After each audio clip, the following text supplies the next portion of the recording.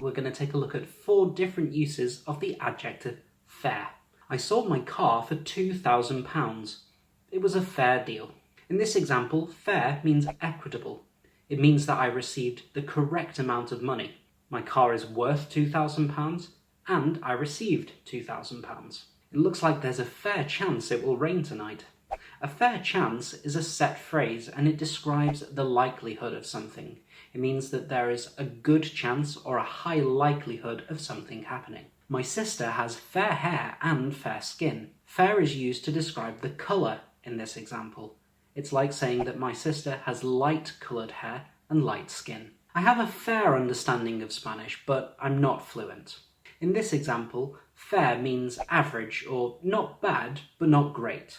It means I know a little Spanish, but not a lot. If you have a fair understanding of the word fair, why not leave us a comment?